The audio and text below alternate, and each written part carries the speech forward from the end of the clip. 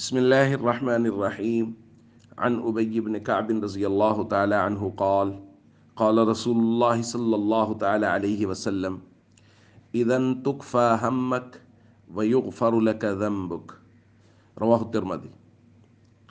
حضرت ابی بن کعب فرماتے ہیں قلت یا رسول اللہ انی اکثر الصلاۃ علیک، یا رسول اللہ میں آپ پر بہت زیادہ درود پڑا کرتا ہوں، فکم اجعل لک من صلاتی، تو میں نے جو وقت اپنے وظیفے کے لیے مقرر کر رکھا ہے اس میں سے کتنا وقت آپ پہ درود پڑا کروں؟ حضور نے فرمایا ما شئت، قال، انہوں نے کہا الربع، چوتھائی حصہ، یعنی 2 گھنٹے اگر مثال کے طور پہ مقرر کرتا ہوں اپنے وظیفے کے لیے یعنی اذکار کے لیے، تو ان میں سے آدھا گھنٹہ درود پڑھوں۔ حضور نے فرمایا ما شئت فإن زدت فهو خیر لک، ویسے تو جو تمہارا دل کرے، لیکن اگر یہ مقدار بڑھا دو گے تو تمہارے لیے اور زیادہ بہتر ہوگا۔ قلت، میں نے کہا النصف، پھر آدھا حصہ، یعنی اگر 2 گھنٹے وقت نکالوں گا تو 1 گھنٹہ درود پاک پڑھوں گا اور 1 گھنٹہ دیگر اعمال کر لوں گا، دیگر اذکار کر لوں گا۔ فرمایا ما شئت، ویسے تو جیسے تمہارا دل کرے، فإن زدت فهو خیر لک، لیکن اگر اور زیادہ مقدار بڑھاؤ گے تو تمہارے لیے اور زیادہ بہتر ہوگا۔ قلت فالثلثین، میں نے کہا پھر 2/3، یعنی سمجھ لیجئے کہ 2 گھنٹے میں سے 1.5 گھنٹہ درود پاک اور 1 گھنٹہ دیگر اذکار۔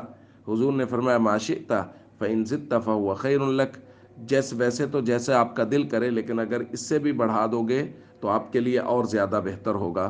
تو حضرت ابی بن کعب فرماتے ہیں میں نے کہا اجعل لک صلاتی کلہا، یا رسول اللہ آج کے بعد جتنا وقت بھی میں وظیفے کے لیے نکالوں گا وہ سارا وقت آپ پہ درود ہی پڑھا کروں گا۔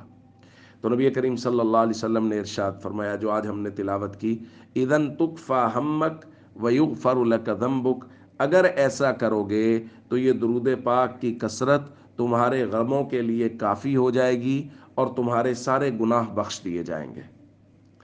دوستو، درود پاک بہت مبارک اور لاڈلا عمل ہے، اور درود پاک کے ذریعے اللہ رب العزت بندوں کے تمام تر مسائل کو حل فرماتے ہیں اگر کثرت سے درود پاک پڑھا جائے، جیسے حضرت ابی بن کعب فرما رہے ہیں۔ تو اس لیے معمول بنانا چاہیے کہ کثرت سے درود پاک پڑھیں اور اپنا اہتمام کریں، وقت نکالیں باقاعدہ جس میں درود پاک پڑھا جائے، تاکہ اللہ ہمارے دنیاوی مسائل کو بھی حل فرمائے اور اللہ ہمارے گناہوں کو بھی بخش دے۔ السلام علیکم ورحمۃ اللہ وبرکاتہ۔